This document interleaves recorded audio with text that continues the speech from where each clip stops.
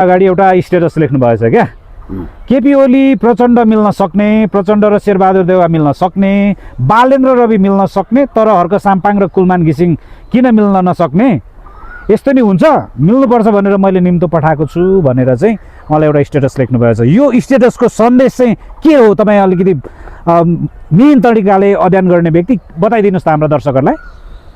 अब यो नयाँ स्थापित दलहरूमा रासपा सिद्धान्तहीन हजुर र एक हिसाबले भन्दा राष्ट्र विरोधी र आपराधिक पृष्ठभूमिबाट आएका ग्याङ गिरोहहरूले भरिएको पार्टीको रूपमा यसको छिटै पतन हुने परिप्रेक्ष्यमा सन्दर्भमा वैकल्पिक नयाँ धार न्यू इमर्जिङ फोर्सको रूपमा उदयमान हुनको निम्ति हर्क साम्पाङको यो व्यापक तयारी हो। हजुर यसको मतलब उहाँले बृहत्तर पार्टी विस्तार वा रणनीतिक मोर्चा बनाएर सत्तामा सार्थक हस्तक्षेप गर्ने कुरा अहिलेदेखि सोच्नुभयो। अलिकति जनजीवनमा झुन्डिने भाषामा भन्दा सबैले बुझ्ने गरी भन्नुपर्दा उहाँ पार्टी एकता गरेर बृहत पार्टी बनाउने मेलोमेसोमा हुनुहुन्छ। त्यो अन्तर्गत विगतका तितामिठापनहरू, विगतका अमिला कुराहरू, विगतका तिक्तताहरू, विगतका मित्रताहरू सबैलाई रेफरेन्स बनाएर अब सोलो रूपमा नेपालमा नयाँ राजनीतिक आयाम खडा गर्नको निम्ति तयार हुनुहुन्छ। र कुलमानजी तपाईँ किन रिङ बाहिर बस्नुहुन्छ? तपाईँ एक्लै सङ्गठन गर्न सक्नुहुन्न, तपाईँ एक्लै हुटिट्याउले आकाश धान्ने जस्तो धान्न सक्नुहुन्न, तपाईँको पार्टी संसदमा पनि छैन, तपाईँ यसै गरी जाने हो भने चाहिँ बेकार यो राजनीतिमा स्वान्त सुखाए जस्तो तपाईँको पार्टीको अस्तित्व नै रहँदैन, तपाईँ छिन्न भिन्न हुनुपर्ने अवस्था हुन्छ। त्यसकारण आउनुहोस्, तपाईँलाई स्वागत छ भन्न खोजे। अब यहाँनिर कुलमानजीले हर्क साम्पाङजीलाई कति रेस्पोन्स गर्नुहुन्छ? उहाँले स्ट्याटस मार्फत त निम्तो पठाउनु भयो, स्ट्याटस मात्रै होइन होला, यसको केही तयारी पनि होला। तर म चाहिँ के देखिरहेको छु भने समस्या हर्क साम्पाङज्यूमा हुँदै होइन, समस्या कुलमानजीहरूमा छ, समस्या उहाँहरूको दम्बमा छ, समस्या उहाँहरूको आफू ठुलो बडो भएको प्रवृत्तिमा छ। पूर्व मन्त्री भएको स्ट्याटस कन्सियस उहाँ कर्मचारी पनि हो, म्यानेजिङ डिरेक्टर हुनुभयो, भलै उहाँ एउटा सफल कर्मचारी हुनुहुन्थ्यो। आर्थिक मामिलामा त म हर्क साम्पाङ जस्तो स्वस्थ छविको भनेर ग्यारेन्टी लिन सक्दिनँ, विवादहरू आएका छन्। तर पनि कुलमान घिसिङ भनेको राजनीतिक परिस्थिति बुझेर तदनुरूप पाइला चाल्न नसकेर पछाडि परेको पात्र हो। उहाँ राजसभामा जानै हुँदैन थियो, जानुभयो। हुन त उहाँले म गएको कहाँ छ र भन्नुहुन्छ, गएकै हो, पछि फिर्ता हुनुभयो। फिर्ता भएर पनि उहाँले पार्टीलाई व्यवस्थित गर्न सक्नु भएको छैन।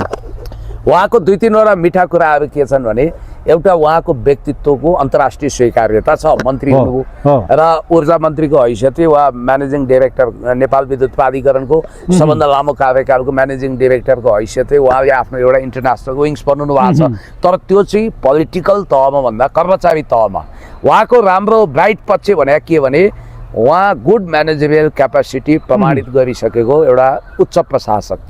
दोस्रो उहाँमा शालीनता छ, शिष्टता छ, भद्रता छ, नम्रता छ। उहाँ कसैलाई बिजाउनुहुन्न, चिनाउनुहुन्न, गाली गलौज उहाँको संस्कृति होइन। त्यो उहाँको एकदम राम्रो प्लस पोइन्ट हो। उहाँको अर्को प्लस पोइन्ट भनेको के हो भने उहाँको ब्युरोक्रेसी र अन्तर्राष्ट्रिय समुदाय छ। मान्छेहरूले के भन्छ भने म भन्दैछु अन्तर्राष्ट्रिय समुदाय छ, गुड फेथ छ, राम्रो सम्बन्ध र ट्रस्टी व्यक्तित्व छ। उहाँको डार्क पक्ष के छ भने उहाँ राम्रो ओरेटर होइन, उहाँ राम्रो बोल्न सक्ने वक्ता होइन, सङ्गठनकर्ता होइन, उहाँ राजनीतिक रूपमा दूरदर्शी होइन। र उहाँको अर्को समस्या के हो भने उहाँ राजनीतिक रूपमा सिद्धान्तगत हिसाबले स्पष्ट हुनुहुन्न। त्यसकारण के देखियो भने उहाँ आफै एक्लै पार्टी सञ्चालन गरेर देशमा प्रमुख पार्टी बन्ने सम्भावना छैन उहाँको। त्यसकारण उहाँ अस्तित्व रक्षाको लागि सङ्घर्ष गरेको बेला हर्क साम्पाङले चाहिँ टेको पुडो दिन खोज्नु भएको। यो कुरालाई उहाँले पोजिटिभली ग्रहण गरेर रासपा त उहाँको गन्तव्य हुन सक्दैन। अब परम्परागत स्थापित पार्टीमध्ये माओवादीसँग उहाँको निकटता थियो, अब माओवादी उहाँ बन्न सक्नुहुन्न होला। त यो हिसाबले हेर्दाखेरि, ओरिएन्टेसनको हिसाबले हेर्दाखेरि इन टोटालिटीमा उहाँले हर्क साम्पाङले पठाएको सुपारी स्वीकार गरेर पार्टी एकताको मेलोमेसो थाले हुन्छ। तर उहाँको नजिकका, कुलमानजीको नजिकका केही मान्छेहरूसँग मैले अनौपचारिक रूपमा कुरा गर्दाखेरि चाहिँ हर्क साम्पाङले कुलमान घिसिङलाई अध्यक्ष मान्छन् वा चुनाव चिन्ह चिम राख्छन् भन्ने खालका प्रतिप्रश्न तेर्साएका थिए क्या। यो यस्ता प्रतिप्रश्न तेर्साउनेहरूको कारणले कुलमान घिसिङ रासोमा पनि धरामा परे। कुलमानमा अध्यक्ष मान्छन् वा चुनाव चिन्ह चिम मान्छन्, यो त हलो अड्काएर गोरु पड्काउने कुरा भइगयो नि। जब श्रम संस्कृति नै स्थापित भइसकेको छ, हो श्रम संस्कृति ब्रान्ड नै स्थापित भएको छ, त्यसले यो नामले पनि के छ भने कम्युनिस्ट पृष्ठभूमिका समाजवादी पृष्ठभूमिका मान्छेलाई पनि यो पार्टीमा चुम्बक झैं आकर्षण गर्छ। हो अहिले कम्युनिस्ट पार्टीको लामो समय काम गरेर आएका मानिसहरू राजसभामा जान सक्दैनन्, किनभने राजसभा भने मूलतः दक्षिणपन्थी प्रतिक्रियावादी प्रो अमेरिकन र देश विरोधी गठबन्धन भएको हुनाले त्यो दक्षिणपन्थी शक्तिमा काङ्ग्रेसको आकर्षण होला, तर कम्युनिस्टको कमै छ। कम्युनिस्ट पार्टीमा पनि रहन मुस्किल परेका वा दरकिनार भएका मान्छे वा आदर्शवादी मान्छे वा समाजवादी मान्छेको लागि त यो नाम एकदम कम्फर्ट छ र अन्तर्राष्ट्रिय रूपमा पनि जस्तो उदयमान विश्व महाशक्ति चीनले पनि यस्तो पार्टीलाई रिकग्नाइज गर्छ भनेपछि मेरो बुझाइ चाहिँ के हो भने अब कि त कुलमान घिसिङजीको पार्टी शक्तिशाली हुनु पर्थ्यो कि उहाँको उपस्थिति संसदमा बलियो हुनु पर्थ्यो, होइन भने जो बलियो छ त्यसैको अस्तित्व स्वीकार गर्ने हो नि त। अकुत सम्पत्ति छ, एक दुईवटा पार्टी त त्यसै पनि चलाइन्छ भन्ने 4-5 वर्ष त हो, पार्टी कार्यालयलाई भाडा साडा तिर्ने यताउति गर्ने चलाइहालिन्छ भन्ने खालको दम्ब पनि छ भन्ने सुनिन्छ। त्यस्तो दम्बले काम गर्थ्यो भने विनोद चौधरी किन काङ्ग्रेसमा जान्थे? खर्बपति विनोद चौधरी आफ्नो पार्टी आफै स्थापित गर्थे त। विनोद भन्दा धनी त कुलमानजी पक्कै हुनुहुन्न, त्यस्तो कुरोले हुँदैन। अनि पशुपति शमशेर राणाले सूर्यबहादुरको नेतृत्व किन स्वीकार गर्थे? सबभन्दा धनी राजनीतिज्ञ उनी नै थिए। त्यसरी हुँदैन, व्यापारिक पृष्ठभूमि पैसावाल भएर पार्टी चल्ने होइन। जहाँसम्म राजनीतिक विचारधाराको कुरा छ, उहाँमा रहेको यही इगो सेन्ट्रिक पर्सन हो उहाँ पनि, बाहिर जे देखिए पनि यही इगो र आई एम द बेस्ट भन्ने उहाँको जुन भावना छ र उहाँमा पनि करिब करिब म बालेन शाहकै ठाउँमा हुनुपर्छ, भोलि बहुशक्ति केन्द्र खडा गरिहाल्नुहुन्छ उहाँहरू आएर। मानौ उहाँ मिल्नु हो भने पनि समस्या के भइदिन्छ भने म पनि एउटा टावरिङ पर्सनालिटी, मेरो कुर्सी हर्क साम्पाङको भन्दा ठुलो हुनुपर्छ, मलाई त्यस्तै साइजको पद चाहिन्छ, मेरा मान्छेलाई त्यस्तै चाहिन्छ भनेर राज्य र पार्टीमा भाग खोज्ने प्रवृत्ति हुनसक्छ। किनभने उहाँ त ब्युरोक्राट्स हो, उहाँलाई त उपसचिव भन्दा सहसचिव ठुलो, प्रोटोकल बुझेर आउनुभयो, राज्य मन्त्री भन्दा फुल मन्त्री ठुलो हो, फुल मन्त्री भन्दा प्रधानमन्त्री ठुलो हो भन्ने प्रोटोकल कन्सेस। मान्छेहरूले के पनि भन्यो नि कुलमानजी मन्त्रीसम्म ठिक हो तर प्रधानमन्त्री हुन उपयुक्त पात्र होइनन् पनि भन्छन् क्या।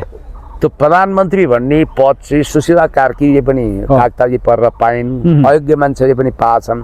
राम्रो प्रधानमन्त्री हुने सौभाग्य कमैले पाएका छन्। प्रधानमन्त्री धेरै भए, नगेन्द्र प्रसाद रिजाल भए, सबै भए। अब कुलमानजी मन्त्री नै उपयुक्त हो, किनभने उहाँ मन्त्री त भइसक्नुभयो, एकचोटिको मन्त्री सधैँ मन्त्री भन्ने पनि भएन, फेरि पनि हुन सक्नुहुन्छ। प्रधानमन्त्री हुन चाहिँ राजनीतिक व्यक्तित्व नै चाहिन्छ। त्यतिखेर हर्क साम्पाङज्यूले बालेन त प्रधानमन्त्री हुन अयोग्य छन्। कसरी छन् भने उनीमा राजनीतिक सोच छैन, विचार छैन, उनीमा चिन्तन छैन, उनीमा देशभक्ति छैन, उनीमा संस्कार छैन, उनीसँग अन्तर्राष्ट्रिय सम्बन्धको परिपुष्ट ज्ञान छैन। त्यसकारण उनी भइपरि आउँदा कागताली परेर मानिदिनु पर्ने बाध्यता भएको हुनाले प्रधानमन्त्री मानिएको। साँच्चै प्रधानमन्त्री जस्तो प्रधानमन्त्री उनी छैनन्। ओके, मैले तपाईँलाई बालेन शाह वा रासोपाका एकछिनमा लिएर आउँछु। म यहाँ हर्क साम्पाङजीकै वरिपरि म तपाईँलाई एकछिन घुमाउँछु, समय गइसकेको छ। हर्क साम्पाङजीको राजनीतिक उदय सँगसँगै यहाँ धेरैवटा शक्तिहरू जो आफूलाई विभिन्न ट्राइब वा विभिन्न समुदाय वा विभिन्न दलका नेता पनि भन्थे, उनीहरूको एक किसिमले हर्क साम्पाङप्रति आकर्षण बढ्दो छ। धरानका पूर्व एकजना मेयर हर्क साम्पाङसँगै चुनावमा उठेका किशोर राई भन्ने मान्छे, जसले आज अन्तिमचोटि जय नेपाल भनेर काङ्ग्रेस छोडे भनेर राजीनामा दिएर हिँडे, सम्भवतः उनको पनि बाटो चाहिँ श्रम संस्कृतितिरै हो कि भन्ने कतै न कतै भान हुन्छ।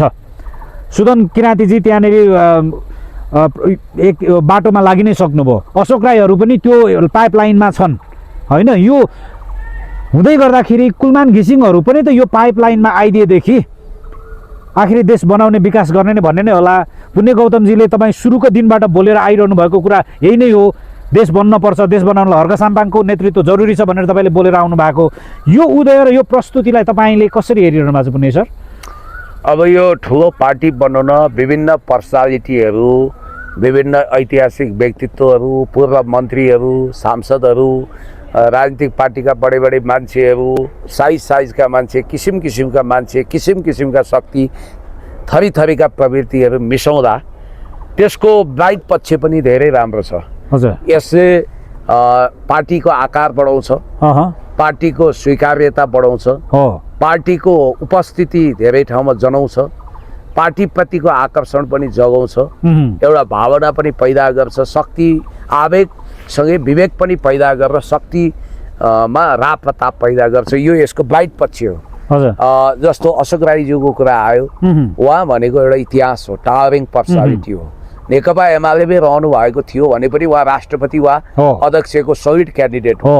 अब रहनु भएन, अब घुम्दै फिर्दै रुम्जाटार भने जस्तो उहाँ फेरि कम्युनिस्टै बनेर रहने कि अथवा नयाँ धारमा जाने भन्ने कुरामा अब उहाँले नयाँ धार सम्हालिसकेको हो। यही भनाइको मतलब अब यसमा many opportunities and many challenges दुवै छ। लट्स अफ च्यालेन्जेस छ, धेरै धेरै धेरै अपर्च्युनिटी पनि छ। राइट पक्षको कुरा गरेँ मैले होइन।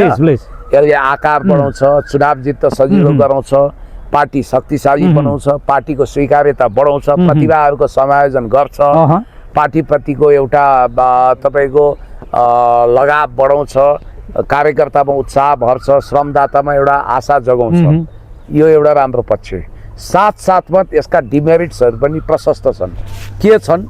पार्टी निर्माणको शास्त्रीय परिभाषा अन्तर्गत तपाईँ शास्त्रीय क्लासिकल फ्रेमवर्कमा जाने कि तपाईँ नयाँ फ्रेमवर्कमा भन्दा, नयाँ फ्रेमवर्क भनेको चाहिँ रासोपा जतिसुकै भन्दा जतिसुकै गए गुज्रेको पार्टी भए पनि उसले ठुला नेता टिपेर ठुलो पार्टी बनाएन। तपाईँले ब्रह्माले सबभन्दा राम्रो जीव बनाउँछु भनेर जोड्दै जोड्दै जोड्दै एसेम्ब्लिङ गर्दै जाँदा उट जस्तो कुरूप जीव पनि बन्यो। उट आफैमा सुन्दर पनि होला, तर उट हेर्नु त कस्तो छ होइन? सबैको चिज जोडेर उट बनायो नि। त्यसकारण सबै मिलाउँछु भन्दा केही पनि नमिल्न पनि सक्छ। यहाँनिर त्यसको अर्को पक्ष के छ भने तपाईँलाई पद मिलान गर्न अप्ठ्यारो हुन्छ, उनीहरूको महत्त्वाकांक्षाको व्यवस्थापन गर्न अप्ठ्यारो हुन्छ। हर्क साम्पाङजीले त म भन्दैछु घुसपैठ हुन सक्ने खतरा हुन्छ विभिन्न व्यक्तिहरू हुँदा। अनि त्यसपछि पार्टीभित्र अर्को टटकारो खतरा बहुकेन्द्र हुन्छ। यो पार्टी सुरुमा स्थापित हुँदै यसले अलिकति फरक ट्र्याक लिनु पर्थ्यो विधानत। मेरो यो आर्गुमेन्ट रहँदै आएको छ, अहिले पनि केही बितेको छैन, अधिवेशन गरेर जान सकिन्छ। जस्तो मेरो सुझाव के हो भने चीनको कम्युनिस्ट पार्टी संसारको शक्तिशाली किन भयो थाहा छ? नेकपा एमाले महासचिवीय प्रणालीमा हुँदा शक्तिशाली थियो, अध्यक्ष प्रणालीमा आउँदा पार्टी कमजोर किन भयो? प्रचण्डको पार्टी युद्धकालबाट आएर मात्रै शक्तिशाली भएको थिएन। त्यो पार्टी महामन्त्री वा महासचिवीय प्रणालीमा हुँदा शक्तिशाली थियो, बहुपदमा जाँदा कमजोर भयो। बहुपद इक्वल टु बहुकेन्द्र, यो कुरा ख्याल गर्नु। बहुपद इक्वल टु बहुकेन्द्र। चीनमा बहुकेन्द्र बन्ला भनेर एक महासचिव हुनुहुन्छ, बाँकी कुनै त्यहाँ सचिव पनि छैन, उपाध्यक्ष पनि छैन, अध्यक्ष पनि छैन। स्थायी समिति सदस्य पहिला 9 जनाको थियो स्ट्यान्डिङ कमिटी, अहिले 7 जनाको बनाए। 25 देखि 30 करोड पार्टी सदस्य रहेको पार्टीको केन्द्रीय सदस्य हुन्छन् 250 जम्मा जम्मी, अनि स्थायी समिति सदस्य 7 जना हुन्छन्। पोलिट ब्युरो त्यसको 1/3 हुन्छन् केन्द्रीय सदस्यको। भनेको मतलब हर्क साम्पाङजीको पार्टीको मोडालिटी चाहिँ कहाँ जानु पर्थ्यो र कहाँ जानु पर्छ भने एक हर्क साम्पाङ अध्यक्ष राख्ने, अरू सबै उहाँहरू त श्रमदाता भन्नुहुन्छ के अरे, अरू सबैलाई साइजका पद, कोही उपाध्यक्ष, कोही रिसाउँछन् मसँग थाहा छ, उपाध्यक्ष बनाएका छन्, महासचिव बनाएका छन्, कोही वरिष्ठ बनाएका छन्, कोही कनिष्ठ बनाएका छन्। अब मानौ अशोक राईजी आउनु भने उहाँलाई सेटल गर्ने कहाँ? अध्यक्षको कुर्सी त छाड्नुहुन्न होला, त्यो छाड्न पनि मिलेन, किनभने जसको पौरख हो त्यसैले अगाडि बढाउने हो। अब उहाँलाई संरक्षक बनाउने होला, सल्लाहकार कमिटीको अध्यक्ष भन्ने पनि सुनेको छु, त्यो भुल नगर्नु होला, किनभने अशोक राईको साइजलाई धान्न सक्दैन, सल्लाहकार भने एक्जिक्युटिभ हुँदैन। त्यो भएको हुनाले अशोक राईज्यू भनेको फेरि जननेता मदन भण्डारीको समकालीन नेता, दिग्गज नेता, प्रभावशाली हुनुहुन्छ, शालीन हुनुहुन्छ, बौद्धिक हुनुहुन्छ, सबै कुरो त छ। अस्ति बालेनको डोजरले उहाँको श्रीमतीको त्यत्रो पौरखको तपाईँको त्यो स्वप्न पार्टीका स्कुल भत्काइदियो, उहाँलाई पीडा पनि होला, चुनाव पनि डिजास्टर भयो भन्नाले अशोक राईलाई त्यहाँ ल्याएर सम्मानित गर्ने हो। जसरी एमाले मनमोहन अधिकारीलाई भलै पद अध्यक्ष थियो, अब अध्यक्ष पद त यहाँ छैन, कि त तपाईँको यो पार्टी महासचिवीय शक्तिशाली प्रणालीमा गएर अशोक राईलाई अध्यक्ष बनाउनु पर्यो, महासचिव कार्यकारी हुने शक्तिशाली अशोक राईजीलाई अनररी अध्यक्ष मानको खातिरमा, कि त्यसमा जानु पर्यो, कि उहाँलाई पार्टीको संरक्षक बनाउनु पर्यो, अरू पद त छैन। अब म के सुझाव दिन्छु भने हर्क साम्पाङज्यूलाई तपाईँहरू अध्यक्ष वा संयोजक घोषणा गर्नुहोस्, बाँकी पदहरूमा अहिले सबैलाई केन्द्रीय सदस्य बनाउनुहोस्, केन्द्रीय समितिमा रहेका। बहुपद सृजना गर्ने बित्तिकै भोलि के हुन्छ? अहिले उहाँहरूलाई एउटा सुविधा छ बरु अहिले एउटा त्यो सुविधा एउटा भाग्यवश अहिले हङ पार्लियामेन्ट छैन। हङ पार्लियामेन्ट भइदिए भए यस्तो हुँदैन थियो होला। तर म परिकल्पना गर्छु 6 जना मध्ये 3 जना फुटाएर ल्याइहाल्थे। अहिले उपसभामुख प्रकरणमा त फुटाइदिइसके एक ढङ्गको 3 जनालाई मन्त्री दिन्थे, पार्टी विभाजन भइहाल्थ्यो, दल विभाजन सम्बन्धी अध्यादेश पास गरिहाल्थे। यो रोग त भोलि आउन सक्छ। होइन, हर्क साम्पाङ यो विषयमा सचेत छैनन् होला र? उनी त फेरि सातिर खेलाडी हुन् होइन, नपत्याउँदो पाराले एकदमै शक्तिशाली छन् उनी। सचेत हुँदा हुँदै पनि कहिलेकाहीँ के हुन्छ भने विधि विधान र पद्धति सङ्गठनात्मक पद्धतिले विवश भइन्छ क्या, थाहा हुन्छ सबै, तर आफ्नो हातबाट खुस्किन्छ। पार्टीले के गर्न सक्छ म भनिदिन्छु। विभागहरू बनाउनुहोस्, विदेश विभाग वा अन्तर्राष्ट्रिय सम्बन्ध विभाग बनाउनुहोस्, अनि त्यसपछि तपाईँको सङ्गठन विभाग बनाउनुहोस्, प्रशिक्षण विभाग बनाउनुहोस्, समितिहरू बनाउनुहोस्, कमिटीहरू बनाउनुहोस्, अनि त्यसपछि आयोगहरू, अनुशासन आयोग बनाउनुहोस्, निर्वाचन आयोग बनाउनुहोस्, रेखा आयोग बनाउनुहोस्, सङ्गठन यसरी फैलाउनुहोस्। तर हर्क साम्पाङज्यूलाई चुनौती दिने खालका पदहरू सृजना गरेर भविष्यमा अब के हुन्छ पार्टीमा, फलाना नेताले फोन उठाएन, अब असन्तुष्ट भइगयो, म पनि सांसद हुँ, मेरो चित्त दुखाउने गरी अध्यक्षले बोल्ने, ऊ पनि गुटबन्दीमा लागिहाल्छ। अब यसै त पूर्व मन्त्रीहरू आइरहेछन् भनेपछि अहिले पनि केही बितेको छैन। यो सुन्दा धेरैले मलाई गाली गर्छन्, धेरैले यो कस्तो सुझाव दिया भन्छन्, खुरुक्क केन्द्रीकृत नेतृत्वमा जानुस्, शक्तिशाली अध्यक्षको अवधारणा ल्याउनुहोस्, अब सबैलाई सदस्य बनाउनुहोस्, एउटा प्रवक्ता राख्नुहोस्, ठिक छ, कार्य सचिव राख्नुहोस्, विभागहरू बनाउनुहोस्, विभागीय प्रमुख बनाइदिनुहोस्। चीनमा सी जिनपिङले उपाध्यक्ष, माओ त्से-तुङ अध्यक्ष थिए, लिउ साओची उपाध्यक्ष, के अरे वो लिनप्याओ उपाध्यक्ष हुँदाखेरि झन्डै मारेन लिनप्याओले अध्यक्ष पद हटाउन। पछि माओको मृत्युपछि ड्याङ स्याओपिङ महासचिव भए, महासचिवको महासचिव आयो। हो त्यसरी जान सक्नुपर्छ श्रम संस्कृति, यसलाई पर्ने हो। अब कुलमानजी त्यतिखेर आउन सजिलो हुन्छ। अब कुलमानजी आएपछि उहाँले परै ताकेर आउने हो। उहाँले त भन्नुहुन्छ, मैले अघि नै भने अकुत सम्पत्ति छ, 2-4 साल पार्टी चलाउनलाई समस्या छैन भन्ने खालको तर्क उहाँकै आफ्नो जुन किचन क्याबिनेट भन्छ नि त्यस्ता भित्रका साथीहरूसँग मैले कुरा गर्छु। कुलमानजी जस्तो व्यक्तिलाई पनि सजिलो बनाइदिन, किनभने सजिलो बनाइदिनु पनि पर्छ। कुलमानजी आउन साथ उहाँलाई ऊर्जा विभाग प्रमुख बनाइदिनुहोस्, त्यो पनि ठुलो कुरा हो। ओके, मैले तपाईँलाई हर्क साम्पाङको पार्टी र हर्क साम्पाङले गरिरहेका गतिविधि भन्दा अलिकति फरक र पर लिएर आएँ मैले तपाईँलाई। आज यो मानव अधिकार आयोगले चाहिँ निकैजना रासोपाका सांसदहरूलाई चाहिँ कारबाही गर भनेर सरकारलाई सिफारिस गरेछ क्या, जसमध्ये रवि लामिछाने आफै पनि हुनुहुन्छ। विभिन्न नामहरू चाहिँ सार्वजनिक छन्। यतिखेर के भन्नुहुन्छ तपाईँ? छन् नामहरू, अलिकति पढेर पनि सुनौँ। हजुर, अब यो चाहिँ प्रतिनिधि नाम हो, त्यो सबैको नाम छैन, 200-250 जना किटेको छ। अब यसमा मुख्य टाउकोहरू एकदमै अब भाइब्रेट फाल्न सक्ने मान्छेहरूको नाम चाहिँ बताइदिनुहोस्। त्यही बेलामा आएको छ जतिखेर रवि लामिछाने बालेन शाहको सरकारी कुर्सीको खुट्टा भात्न, अर्थात् बालेन शाहलाई सिधा भाषामा भन्दा प्रधानमन्त्री पदबाट हटाउने चलखेल गर्न दिल्लीको आशीर्वाद लिन दिल्ली भएर दिल्ली भिजिट गरेको तयारी गरेको सन्दर्भमा रवि लामिछानेलाई पनि ठेगान लगाउने खालको आयोगको प्रतिवेदन आइदियो। भोलि दायाँ बायाँ गरे, टेडेङ मेडेङ गरे भने बालेन शाहले अरू केही गर्नै पर्दैन। जीवी राईको प्रकरण र यो उनका पुराना मुद्दाका फाइल अनि राहदानी प्रकरण प्लस अब एउटा अदालतले न तपाईँको फिर्ता गरे हो त्यो सङ्गठित अपराध र सम्पत्ति शुद्धिकरण। 4वटा बाँकी अदालत रूपन्देही, चितवन, काठमाडौँ, पर्सामा त डल्लै बाँकी छ। सर्वोच्च अदालतले त्यसमा भर्डिक्ट दिने बाँकी छ। अनि मुद्दाको डेमोकल्सको तरबार हट्यो भनेर कसरी भन्न सक्दैन। अर्को कुरो, यो आयोगको प्रतिवेदन बडो चतुर प्रतिवेदन हो। यहाँनिर बालेन शाह र प्रधान सेनापति बाहेक सबैलाई छोड्यो। यसको मतलब बालेन शाहले अब रासपामा आफूले चाहेका सबैलाई तरबार चलाउन सक्छन्। उनी त रासपा होइनन्, उनलाई बाल मतलब छ रासपाको सांसद हटुन् जाउन्। अब यहाँनिर वास्तवमा यो अचम्मको कुरा के भने गौरीबहादुर कार्की आयोग खारेज भयो भन्दा हुन्छ। कार्की आफैलाई पनि मानव अधिकार आयोगले चाहिँ यो दोस्रो पटक यस्तो विचित्रको घटना घट्यो। पहिलो पटक लोकमान सिंह कार्की भारतीय आशीर्वादमा, माओवादीको आशीर्वादमा आफै भ्रष्टाचारको मुद्दा अख्तियारमा खेपेको व्यक्ति भए पनि उनी विचित्रसँग अख्तियार प्रमुख भएका थिए। दोस्रोचोटि सरकारले, त्यो पनि असंवैधानिक सुशीला कार्की सरकारले बनाएको कार्की आयोगका अध्यक्ष गौरी कार्की नै त्यतिखेर हिंसा भड्काउन प्रयोग भएका पात्र थिए भनेर आयोगले किट्यो भनेपछि त्यो आयोगको प्रतिवेदन त खारेज भइसक्यो। तर एकजना म भन्दैछु एकजना माननीय त्यो युकी चाउचाउ जस्तै कपाल भएका माननीयले त उल्टो फेरि मानव अधिकार आयोगलाई नै चुनौती दिनुभएछ नि। उहाँहरूलाई राजनीति नै थाहा छैन, बुझ्नुहुन्न। उहाँहरूको कुरो छोडिदिनुहोस्, उहाँहरू छटपटाइरहनु भएको छ।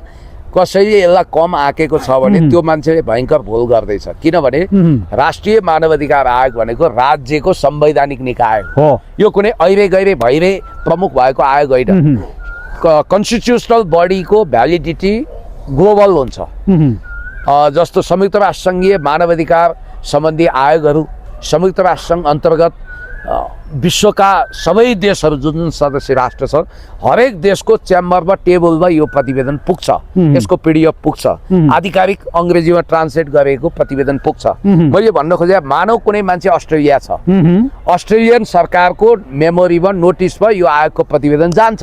त्यहाँ एउटा निशान मैनाली भन्ने भाइ छ अस्ट्रेलिया, मैले उदाहरणको लागि मात्रै भने अस्ट्रेलिया बस्ने कुनै व्यक्तिले निशान मैनाली जसको नाम तपाईँले किटान गर्नुभयो वा तपाईँले मेन्सन गर्नुभयो, उहाँले त कुनै उहाँको आफ्नो गृह जिल्लामा चाहिँ एउटा पीडित परिवारको सम्पत्ति जग्गा चाहिँ हिनामिना गरिदिएको भन्ने चर्चा त एकदमै बजारमा भुसको आगो फैलियो जस्तो फैलिएको छ। बर्बादै बनायो नि त्यो मधेसी परिवारलाई रोड। उनी अहिले माइतीघर मण्डलामा त्यो परिवार चाहिँ अहिले पनि त्यहाँनिर सङ्घर्षरत छ, त्यो ठुलो पाप भएको छ। मैले त्यता गइनँ। हजुर, मैले भन्न खोजेँ चाहे अमेरिकामा टङ्क दाल होस् चाहे अस्ट्रेलियामा निशान मैनाली, यिनीहरूको बारेमा हुनसक्छ त्यहीँको सरकारले इन्फर्मेसन लिएर पनि आफै डिपोर्ट गर्ने वा उनीहरूको सिटिजन खारेज गर्ने, उनीहरूलाई कानुनी कारबाही गरेर नेपाल पठाउने वा उहीँ थुन्नी गर्न सक्छ।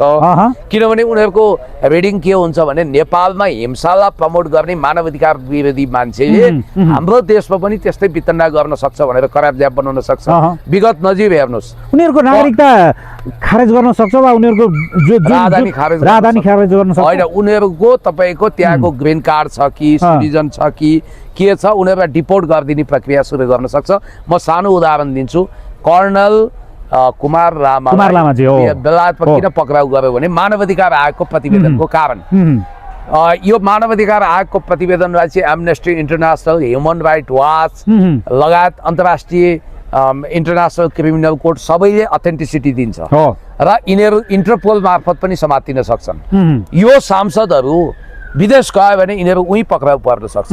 यिनीहरू चाहिँ ह्युमन राइट भायोलेट गर्ने मान्छे हुन् भनेर, भायोलेसन गर्ने व्यक्ति हो भनेर। तपाईँलाई उदाहरण दिन्छु, जर्ज बुश खाडी युद्धका युद्ध सरदारको रूपमा ह्युमन राइट वाचले उनको प्रतिवेदनको धब्बा लगाएको थियो। उनी एउटा कन्फरेन्समा भाग लिन स्विजरल्यान्डको राजधानी जेनेभा आउँदै थिए। उनको प्लेन ल्यान्ड हुनै सकेन। उनलाई इन्फर्मेसन आयो कि उनी माथि पक्राउ पूर्जी छ, उनलाई ती पक्रिन सक्थ्यो। भ्लादिमिर पुटिन अहिले कैयौँ युरोपीय देश जान सक्दैनन् किनभने त्यो क्रिमियामा भएको युद्ध अपराध, कथित युद्ध अपराधको उनलाई चार्ज छ। भलै उनी असल मान्छे हुन्, बेग्लै कुरा हो। भोलि तपाईँ ढुक्क नहुनुहोस्, आज बालेन शाह र सेनापतिलाई छोएको छैन यो प्रतिवेदन भन्दैमा ढुक्क नहुनुहोस्। भोलि तपाईँको अब बन्ने सरकार वा पुलिसले, इभन प्रहरी पनि अधिकार सम्पन्न छ, सिआइबीले प्रमाणसहित भोलि बालेन शाहजी प्रधानमन्त्री नरहेको अवस्थामा त गर्ला भन्ने लाग्दैन। भोलि मानौ मै सरकार प्रमुख प्रधानमन्त्री भएँ, हर्क साम्पाङ हुनुभयो जो कोही, त्यतिखेर अनुसन्धान गरेर नयाँ आयोग बनाएर वा फौजदारी केसमा प्रमाणसहित मुद्दा दर्ता। उदाहरण तरवारबाट सुरु भएको यात्रा चाहिँ तरवारमै सकिन्छ, आगोबाट सुरु भएको खरानी भएर नै सकिन्छ होइन? होइन, मान्छे भन्छन् ए यो पुरानो कुरा हो, पुरानो भिडियो ल्यायो भन्छन्। पुरानो चाहिँ महत्त्वपूर्ण हुँदैन। त्यसो भए 25 वर्ष अगाडिका हत्यारालाई किन पक्राउ गर्छ? हो नि, तपाईँलाई थाहा छ विश्वमा यस्तो उदाहरण पनि छ। 79 वर्ष पुगेको मान्छे फौजदारी केस लागेको रहेछ, बलात्कार या हत्या, उसलाई पक्राउ गरेर भोलिपल्ट जेलमा मर्यो के, उसको आयु पुगेको रहेछ।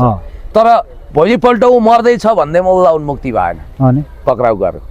उपेन्द्र यादवको 2063 सालको फाइल गौर हत्याकाण्डको अहिले खोल्यो। अग्नि सापकोटाको 2061 सालमा अर्जुन लामा हत्याकाण्डको फाइल खोलेर उनलाई आछु छ।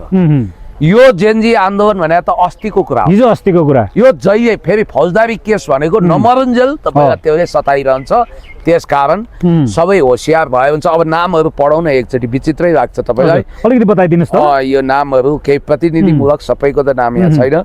गणेश रासपाका सांसद हेर्नुहोस्, गणेश कार्की, सुलभ खरेल, बब्लु गुप्ता, पूर्व मन्त्री रक्षा बम, कृष्ण कार्की, तोशिबा कार्की, राजीव खत्री, सोम शर्मा, केपी खनाल, दीपक बोहरा, मनिष शाह, ज्वाला सङ्ग्रला, हेमराज थापा, विमल पन्त, खेमराज साउद, पुरुषोत्तम यादव, अमन प्रताप अधिकारी, विवेक थपलिया, सिसन बानिया, आशिका तामाङ, असिममान बस्नेत, भाग्य नेउपाने, टङ्क दाहाल, भिक्टर पौडेल, अङ्कित मल्ल, उमेश बोहरा, शिव यादव, विनोद देउवा, सरू सुनवार, भीम उपाध्याय, रवि किरण हमाल, हरि ढकाल, निश्चल बस्नेत, सुशीला कार्की, ओम प्रकाश अरियाल, गौरीबहादुर कार्की, पशुपति खड्का, दुर्गा प्रसाई, ऊर्जा बराल, झेरी ताम्राकार, हेमसागर विद्रोही, बुद्ध छिरिङ, सन्तोष राजावादी, अमित खनाल, दीपक देवकोटा, गौरव बराल, हिमानी राज्य लक्ष्मी शाह, हिडाई सिंह, निशान मैनाली, यति नामहरू। प्रत्येकलाई चाहिँ यो मानव अधिकार आयोगले चाहिँ दोषी करार गरेको छ। रवि लामिछाने पनि हो। रवि लामिछाने, सुदन गुरुङ पनि छन् त्यहाँ। सुदन गुरुङ पनि छन्। सुदन गुरुङलाई त माननीय हर्क साम्पाङले प्रश्नै गर्नुभयो, के होला दुधको दुध पानीको पानी छुटाइदिनुहोस् भनेर। होइन, सुदन गुरुङ त झनै ठुलो भूमिकामा छ। यो पछि पुष्टि हुँदै जाला। सायद सुदन गुरुङलाई गृहमन्त्री नियुक्त नगर्न बालेनले एउटा यही बेलामा यो प्रतिवेदन गोप्य रूपमा सार्वजनिक गर्न लगाएका हुन सक्छन्। दोस्रो, रवि लामिछानेलाई अप्ठ्यारोमा पार्न र उनको भारत भिजिट खल्लो बनाउन। तेस्रो, उनले शक्तिको डन्डा चलाउन खोजिरहेछन्। उनी त सेफ। तर भोलि बालन शाह माथि पनि राष्ट्रिय मानवाधिकार आयोगको प्रतिवेदन मात्रै पर्याप्त होइन। भोलि सेन्ट्रल ब्युरो अफ पुलिस यो आज जे आइरहेछ यो पनि पर्याप्त छैन भनेर चाहिँ भनिरहेका छन्। फौजदारी केसमा जो माथि पनि अनुसन्धान गरेर प्रमाणसहित मुद्दा दायर गर्न सक्छ। त्यो हो नि त। मैले तपाईँलाई यो दृश्यहरू जसरी तपाईँले निहालिरहनु भएको छ, हृदयङ्गमन गरिरहँदै गर्दाखेरि तपाईँले देखिरहेको दृश्य चाहिँ यो अब रासोपा दुई टुक्रा हुँदैछ, गरिँदैछ, पारिँदैछ, सकिँदैछ। रासोपा राजनीतिक शक्ति नै होइन। हाम्रो डेलीराम खनालजीले बडो मिठो भाषामा भन्नुहुन्थ्यो, यो देशमा ठगठाक गर्ने, लुटपाट गर्ने एउटा घन्टे ग्याङ छ अरे। अर्को चाहिँ ट्यापे, मुन्द्रे, सुल्फे, चुल्फे, जुल्ठे यस्ता अराजनीतिकहरूको झुन्ड, गजडीहरूको झुन्ड छ अरे। त्यो चाहिँ खरानी ग्याङ रे। यो दुईटाको संयुक्त मोर्चा हो रासोपा भन्नुहुन्थ्यो। बडो सैद्धान्तिक कुरा आयो। रासोपा आकार र भले ठुलो भइसक्यो, यो अजङ्ग पनि भयो होला, सत्ताको अर्ग्यान बन्यो, 2/3 उसको सिट छ, तर ऊ अझै राजनीतिक हुन सकेको छैन। यो सुन्निएर मोटाएको छ। तपाईँलाई म याद दिलाउँछु कि रासोपा भनेको चाहिँ खरबपति बाउको घरमा बिग्रिएर हुर्किएको छोरो जस्तो भएको छ। पुल आएर बडे बापका बिगडे हो औलाद। यो सिद्धान्त छैन, विचार छैन, रणनीति छैन, कार्यनीति छैन। यसको जग राष्ट्रघाती र त्यसपछि आपराधिक छ। यो विदेशीहरूसँगको साठगाँठमा जन्मिया छ। यसको जन्मकुण्डली हेर्दा 2009 मा जर्ज सोरोज फाउन्डेसनबाट को अनुदानबाट जन्मिएको, त्यसको डलरबाट जन्मिएको अमेरिकाको नेसनल फ्रिडम पार्टीको नेपाल शाखा जस्तो छ यो। किनभने यसको पनि चुनाव चिन्ह घन्टी, उसको पनि चर्चको घन्टी सेम देखिन्छ। त्यसकारण रासपा आफैमा पनि शङ्कास्पद पार्टी हो। यो पार्टी अब मैले 64 साल 65 सालमा इन्टरभ्यू नै दिएको छु माओवादी फुट्दैछ भनेर। त्यति मात्रै होइन, मैले त्यतिखेर अन्नपूर्ण पोस्ट कान्तिपुरमा आर्टिकल लेखेर रासपा फुट्न सक्छ भनेर लेख्दा मलाई भविष्यमा फुटेर वैद्य समूहको नेता भएका मान्छेले कहाँ फुट्छ भनेर झन्डै बौद्ध चौकी अगाडि आक्रमण, माओवादी फुट्ने पछि उनी आफै फुटेर उनीसँग हामी मेचीकाली जागरण गर्दै हिँड्यौँ पनि। भनाइको मतलब कुनै पनि पार्टी फुटको सङ्घारमा पुग्दा पनि कहाँ फुट्छ भन्छन्, तर फुट्छ। त्यस्तो सिद्धान्तको जगबाट आएको माओवादी पार्टी त फुट्यो, एमाले जस्तो सैद्धान्तिक पार्टी त फुट्यो, काङ्ग्रेस जस्तो पार्टी त लगभग फुटिसक्यो भने रासपामा त विचार छैन, सिद्धान्त छैन, नीति छैन, शुद्ध स्वार्थको गठबन्धन। अहिले तत्काल तीनटा गुट छ त्यहाँ। एउटा रवि गुट छ, एउटा स्वाभाविक रूपमा बालेन शाह प्रधानमन्त्री भएपछि बालेन गुट छ, अर्को स्वर्णिम गुट छ। स्वर्णिम पनि आफ्नो गुट छ त्यहाँभित्र। स्वर्णिम के हेर्दैछन् भने बालेनलाई रविले हटाउलान्, उनी प्रधानमन्त्रीबाट हटाउन्, त्यसपछि बालेनले रवि स्वीकार गर्दैनन्, मै हो प्रधानमन्त्री भन्ने उनलाई छ।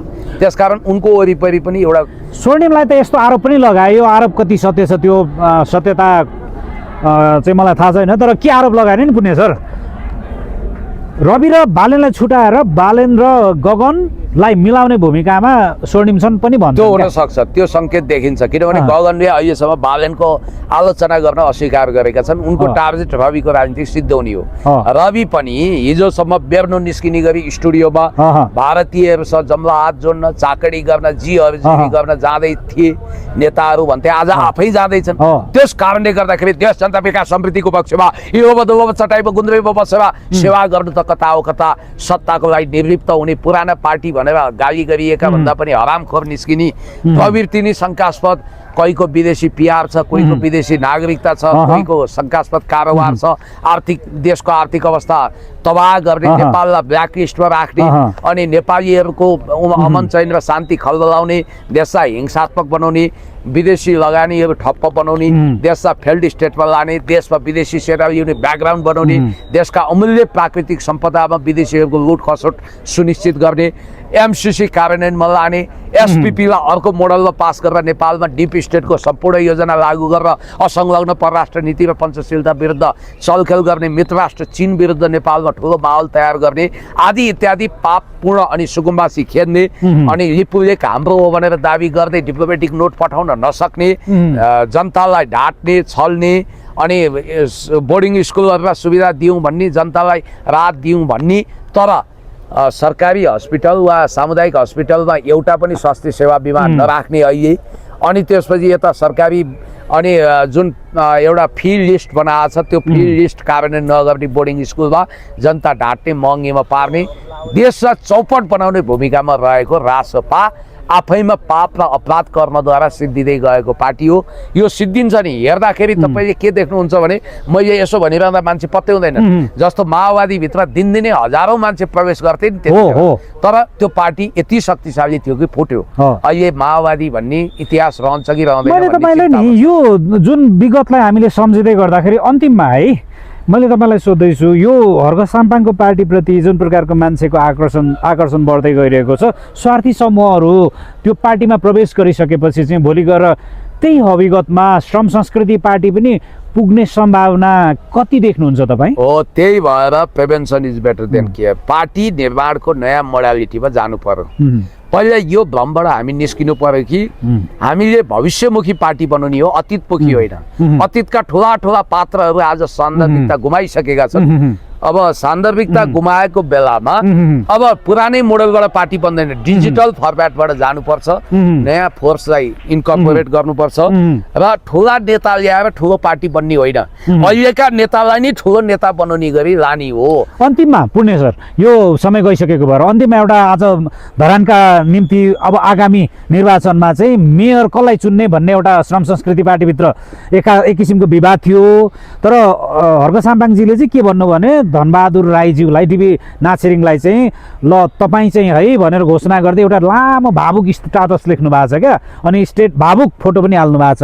अलिकति तपाईँको मुखार वृन्दबाट त्यो उहाँको स्टेटसलाई पढी बाची अलिकति मेन्सन गरिदिनुहोस्। पहिलो कुरो त धनबहादुरजीसँग मेरो हितेरी मितेरी राम्रै सम्बन्ध, धरानमा जाँदा पनि भेट भयो, चिया खाइयो, उहाँ इमान्दार मान्छे, उहाँसँग मैले टेलिफोनमा अहिले पनि कुरा गरेँ। उहाँलाई चाहिँ मेयरको प्रत्याशीको रूपमा भावी मेयर बनाउने गरी र अब श्रम संस्कृतिले उहाँको नाम टुङ्ग्याउँदा फाइनल गर्दा एउटा म्यासेज पनि हर्क साम्पाङले दिनुभएको छ। कवि हेर्दै भएका हर्क साम्पाङको भावपूर्ण यो म्यासेज पनि म पढौँला।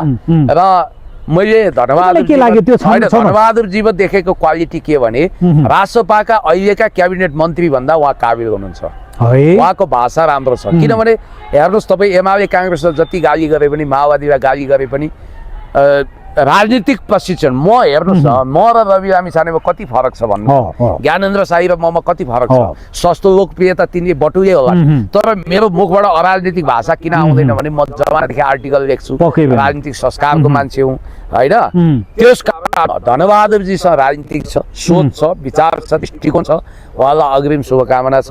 उहाँ इमान्दार मान्छे, देशभक्त मान्छे, प्रतिबद्ध मान्छे, हर्क साम्पाङको उत्तराधिकारी हुन लायक व्यक्तिलाई सुन्नु भएकोमा स्याबास क्याबात, अग्रिम शुभकामना, बधाई छ। अब यो हेरौँ न त हर्क साम्पाङज्यूले के लेख्नु भएको रहेछ एकचोटि। एउटा भावपूर्ण स्ट्याटस छ, जुन दिन तिमी र म सँगै रह्यौँ त्यही दिन तिमीले मेरो मन छोयौ, तिमी लुकी लुकी आउँथ्यौ तर मेरो नजरमा सधैँ तिमी थियौ। मैले यो विरासत सजिलै बनाएको होइन, जनताको मन जितेर काम गर्नु, जनताभन्दा ठुलो कोही छैनन् त्यो कहिल्यै नभुल्नु। मैले त्यसै तिमीलाई चुनेको छैन, यो कहिल्यै नभुल्नु। हिजो म एक्लै थिएँ, अबको कार्यपालिकामा तिमी एक्लै हुने छैनौ। मलाई साथ दिँदा तिमीलाई आफ्नै पार्टीले बहिष्कार गर्थे, आज म पुरै धरानले तिमीलाई साथ दिन खोजिरहेका छन्। आँसु पिएर बाँच्नै पर्दैन, अब तिमीले खुलेर श्रमदान गर्नु र खुलेर श्रमदान गराउनु, तर कहिल्यै नबिर्सनु आफ्नो जरालाई। जरा बिर्सिने वृक्ष सुकेर जानेछ। यो देश बनाउने कसम खाएर तपस्या गरिरहेको एउटा मान्छे हुँ म। तिमीलाई मेरो सारथीहरू मध्येका एक घोषणा गरेको छु, मलाई धोका नदिनु, यो देशलाई धोका नदिनु भनेर जय देश भनेर उहाँले भन्नुभएको छ। यो स्टेटसमा तपाईँले के देख्नुहुन्छ भन्नुहोस् त? होइन, यो स्ट्याटस एकदम भावुक छ, यसले दिग्दर्शन गरेको छ। अब उहाँले धनबहादुरजीको टोपी, शिरको टोपीलाई उच्च बनाइदिनु भएको छ र उहाँलाई गौरवान्वित गर्नुभएको छ। अब उहाँले कार्यकर्ता वा श्रमदातालाई नजिकबाट निहालेर प्रोत्साहित पनि गर्नुहुन्छ भन्ने उदाहरण हो। यो राम्रो कुरा आयो। हस्, यो महत्त्वपूर्ण समय र समाजको लागि त्यहाँ पनि सिद्ध्याएछ पुण्य सर। त्यो फोन मलाई दिनु न ल। त्यो उहाँको काँधमा रहेको जति पनि गोलीगट्ठाहरू छ झिक्नुहोस् ल।